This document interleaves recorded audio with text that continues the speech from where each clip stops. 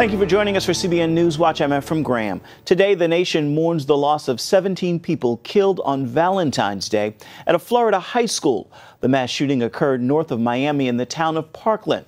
We're learning more now about the alleged gunman, a former student at the school. Our Gary Lane brings us the story. Those familiar with alleged gunman Nikolas Cruz say he was a loner, an outcast, who barely interacted with other students when he attended Marjory Stoneman Douglas High School.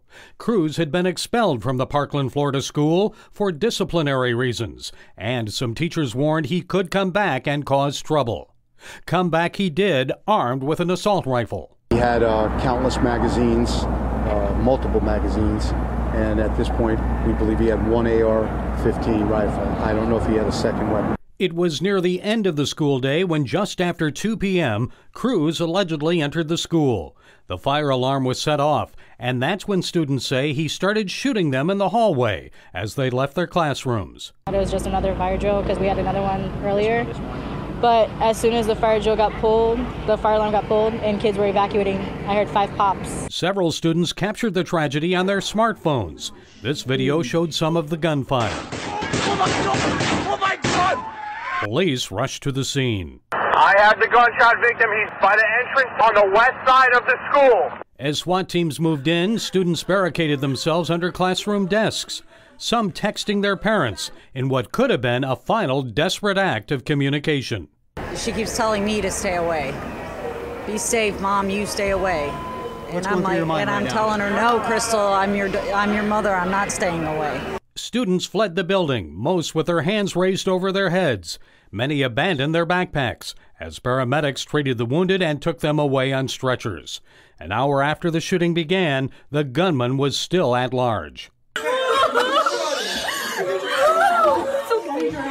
Traumatized students mourned their lost friends. Worried parents just wanted to know if their children were safe. We can't get to her. We can't get a hold of her. Have you called and you've texted, nothing has come back? No. Her girlfriend got shot. We heard. This student saw her teacher shot in front of her. We saw his body for like 30 minutes. We were just like praying and crying and then the police came and we just got out. The suspect was taken into custody nearly 2 hours after the shooting. I ask the community for your prayers, your support for these children and their families. You're furious. How could this ever happen in this country? How could this happen in this state? But happen it did, even though some students and teachers saw potential warning signs. Some students had even said in the past that if anyone was going to shoot up the school, it would be Nikolas Cruz. And unlike killers in other mass shootings, the troubled 19-year-old alleged shooter did not kill himself and wasn't gunned down by police. Since he's still alive, he'll face justice and trial in the state of Florida. That means he could potentially face the death penalty if convicted of this horrific crime. Gary Lane, CBN News. And here are some of the other big headlines we're following for you right now in the CBN newsroom. Mitt Romney will delay plans to announce his run for Senate in the wake of the shooting in Florida. The former GOP presidential candidate was going to formally launch his campaign today, but says he wants to postpone his announcement out of respect for the shooting victims and their families. Romney is seeking to replace Senator Orrin Hatch from Utah. Lawmakers on Capitol Hill are crossing party lines to come up with a plan to create a path for citizenship for Dreamers. The new plan would grant a 10 to 12-year route to citizenship for 1.8 million Dreamers here in the U.S. It would also provide $25 billion needed to secure the country's border. Iraq will need $88.2 billion for parts of the country destroyed by ISIS. That is according to the country's Minister of Planning. Secretary of State Rex Tillerson says the U.S. plans to loan $3 billion to Iraq to help them to rebuild. He is urging other countries to help as well. You can learn more about these stories by visiting cbnnews.com at any time throughout the day. Vice President Mike Pence fired back yesterday at comments made on ABC's The View, where the panelists bashed him for previously saying he hears from Jesus Christ. On The View, Joy Behar said, "It's one thing to talk to Jesus. It's another thing when Jesus talks to you. That's called mental illness, if I'm not correct, hearing voices." Pence said during a broadcast that it's just wrong and an insult to the vast majority of the American people who cherish their faith. But I just think it demonstrates how out of touch some in the mainstream media are with the faith and values of the American people, that you could have a major network like ABC permit a forum for invective against religion like that. Right now, here's a story that may surprise you. South Korea is one of the biggest exporters of the gospel in the world. In a span of 40 years, the number of South Korean missionaries went from 24 to more than 27,000. So what's behind the expansion? Prayer. Many Korean churches meet every morning at 5 a.m. to give their first fruits, and in these meetings where many feel led to the mission field. A 2012 government study found 77,000 churches in the country, more than 3 times the number of stories at the time. In fact, 6 of the 10 biggest churches in the world are in South Korea. Still ahead, right here on CBN News Watch, we are heading to Israel to hear some of the latest headlines out of Jerusalem.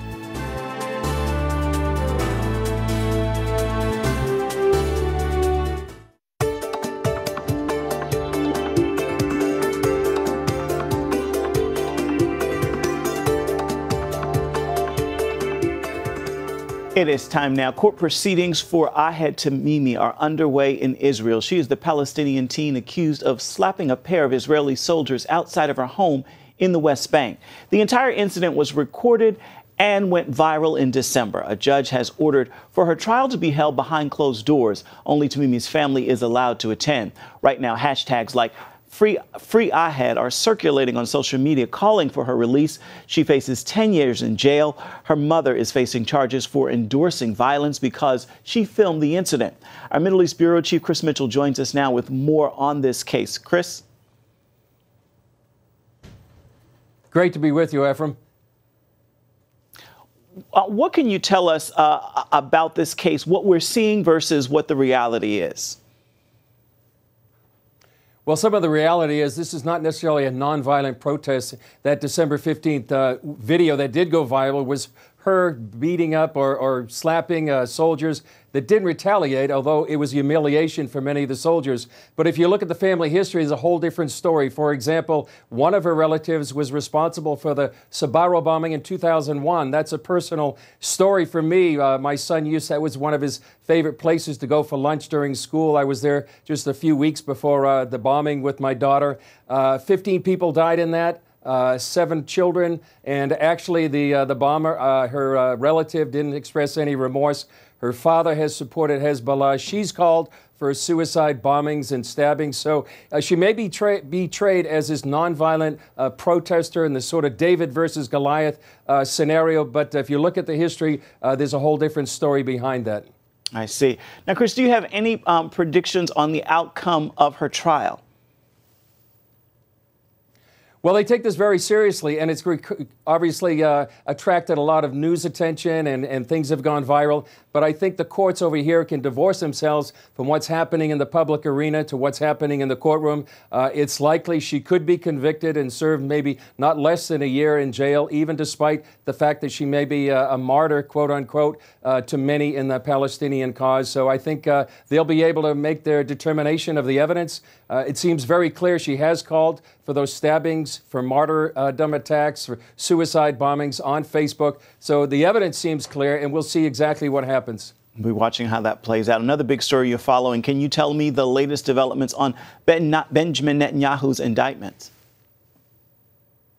Well, they haven't been indicted yet. What the police have done is actually recommended to the Attorney General that he be indicted. The Attorney General has the authority to either dismiss the charges or go ahead and indict him. That could take several months, and we'll see what happens. In the meantime, he's resisted any calls to step down. He's not under no legal obligation to do that. But that, Ephraim, that's the huge story over here. What's going to happen to the Prime Minister, how that's going to affect Israel as it faces threats on all fronts, especially with Iran on its northern border and Hezbollah, internal stresses as well. So Israel really needs prayer right now for all the circumstances, all the threats that it's facing, both domestic and foreign. Indeed, and indeed, we will be praying. Curious what people on the streets are saying following this story. I mean, the timing of it does seem just unreal.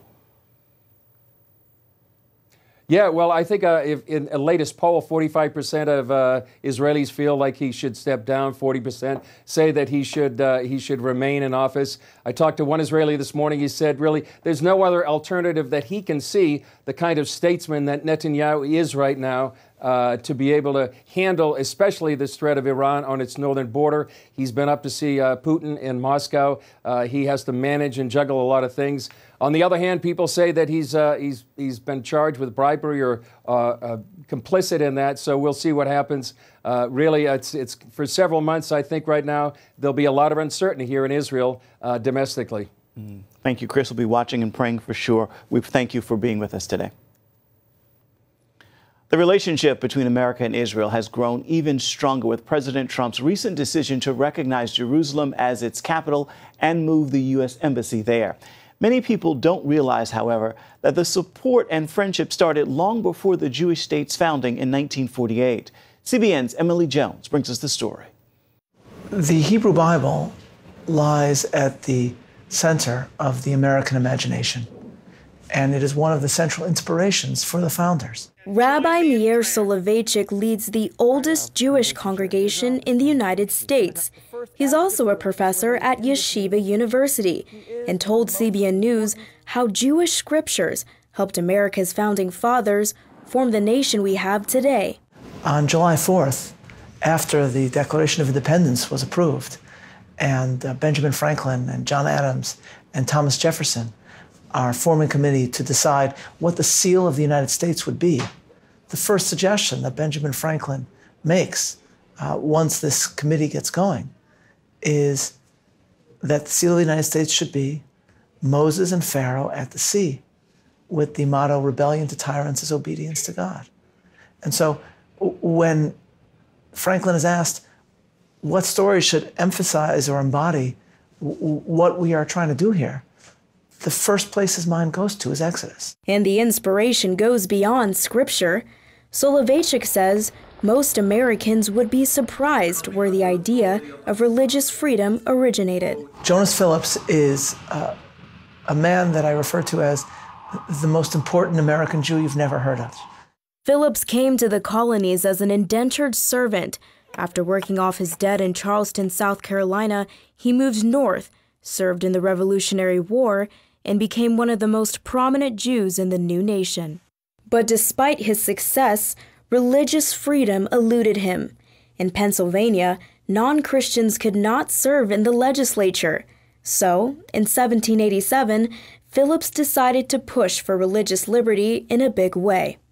Jonas Phillips writes a letter to the convention and to its president. And that president of the convention, of course, is George Washington. And so he writes to say that the Jews have been passionate patriots, and they have fought for the revolution. And in his words, he says, the Jews have fought and bled for liberty that they cannot enjoy.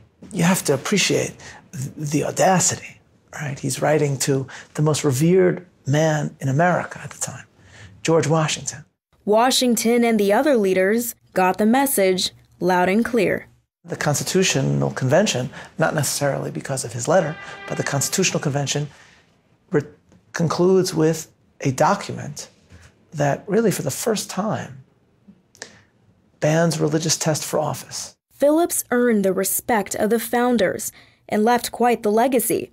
Benjamin Rush, a signer of the Declaration of Independence, attended Phillips' daughter's wedding, and one grandson, Uriah Phillips Levy, not only became the Navy's first Jewish Commodore, he also bought Thomas Jefferson's Monticello and preserved the estate for the American people. You see an extraordinary poetry to the story of this Phillips family and the intertwining of the story of this Jewish family and the story of the founders and the story of America. The founders envisioned the creation of America as sacred and wanted a sacred covenant between God and man. And it's this covenant that Rabbi Soloveitchik believes binds Jews and Christians together as Americans. Up next, coming up, a true story about a hero from the Underground Railroad. Hear why one best-selling author had to rewrite her own life story.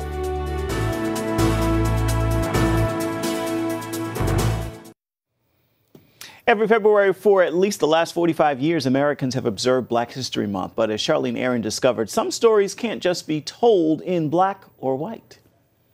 By most accounts, Dr. Bertice Berry has led a successful life. Born in poverty, she earned a PhD, became a nationally syndicated talk show host, and best-selling author. Along the way, though, she made what she calls one of her greatest errors. You would bring it up. Yeah. It would bring it up. In her novel, Redemption Song, she names her villain an evil slaveholder after a real man, John Hunn. Old man Hunn wasn't so old then. He was out hunting my mama and me. He wasn't a real catcher. Others caught slaves for money. He caught them for keeps. John Hunn, I knew the story. I heard the name that he owned the plantation that our family lived on during slavery. Despite her mother's repeated objections, Dr. Berry believed Hunn owned her ancestors. Especially in the 60s and 70s, you know, back when we were slaves, you know, that was my slave name. And my mother would say, we were not slaves. I'm like, oh, you're having a slave fantasy. Delaware was a slave state. But one day she came upon the PBS documentary, Whispers of Angels, about the Underground Railroad. Burris eventually guided them to the home of the young Quaker, John Hunn, in Middletown. Eventually, he became known as the chief engineer of the Underground Railroad in Delaware. So he was very well known, and people would, that were helping the slaves escape would say, go see John Hunn. John Hunn helped as many as 200 fugitive slaves make their way to freedom. John Hunn's father and uncle were the owners of this property. They inherited it in 1794. Historian Robin Krawitz has studied John Hunn for the past 20 years. She learned that his father, Ezekiel Hunn, also helped runaway slaves escape. He had funded an African-American boatman to ferry people from here and from the St. Johns River over to New Jersey, which was the closest point of freedom. His son, however, had other plans as a young man. After training to be a silk merchant, he visited his older sister, Patience, a devout Quaker. She took one look at his fancy clothes and said, "Throw off thy Babylonish garment." And she basically read him the Riot Act and said, you know, come back to the faith, be who you are. And it took. John Hunn was 27 years old when he became involved with the Underground Railroad. It was a cold, snow-covered day like this. He was washing his hands at a pump outside his home when he saw an unfamiliar covered wagon approach. There was a group of people who were escaping enslavement from Queen Anne's County in Maryland, traveling all night in a wagon and on foot. He brought in the women and children into the house, and then the men went out into the barn, and they were all housed and warmed up and fed, and then to get them ready to continue on their journey. John Hunn's house here. But a neighbor turned them in to the local magistrate. While they eventually made their way to freedom, John Hunn was prosecuted in federal court. Under the fugitive slave law, it was a federal crime to assist runaway slaves, and slave owners could sue anyone who did so. In this courthouse, John Hunn was brought before Judge Robert Taney. Taney would later write the infamous Dred Scott decision, ruling that African Americans did not have civil rights protected by the U.S. Constitution. Well, he didn't contest the charges. He said, yeah, I did it. So he was heavily fined. Hunn's world fell apart. He lost everything. His family had to move in with relatives, and his 6-year-old son died after a long illness. Still, Hunn steadfastly continued his work. I think his calling was so strong, and he felt this issue was such an important issue that he didn't feel he could stop. On his deathbed, Hunn ordered his son to burn all records of his activity in the Underground Railroad.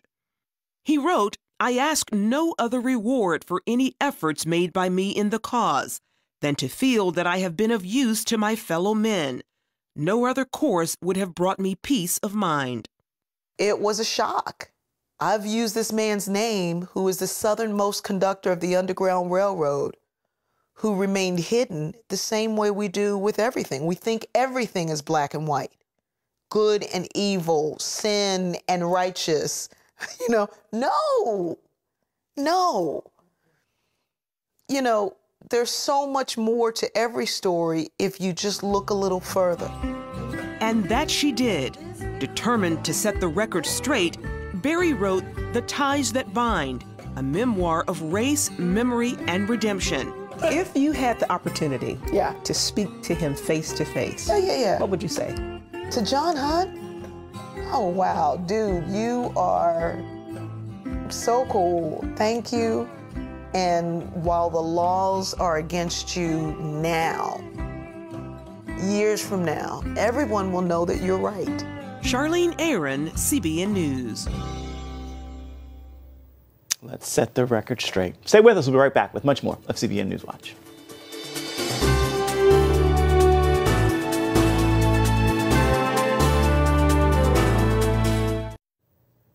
And right now it is time for your Thursday Thankful. Father, I am grateful you can take even a great mess and turn it into greatness. I've watched you do it before, and I know you can do it again. Please take that prayer of gratitude with you throughout the day. That is going to do it for this edition of CBN News Watch. Thank you so much for watching. Remember, you can always find more of our exclusive coverage of the issues you care most about at cbnnews.com. And we would love to hear from you. We'd love to know what you think about the stories you've seen here today. You can do that by emailing newswatch@cbn.com. And of course, you can always reach out and touch us on Facebook, Instagram, and Twitter. We would love to hear from you. Make this a thankful Thursday, and please join us again right here next time. Goodbye, everybody, and God bless.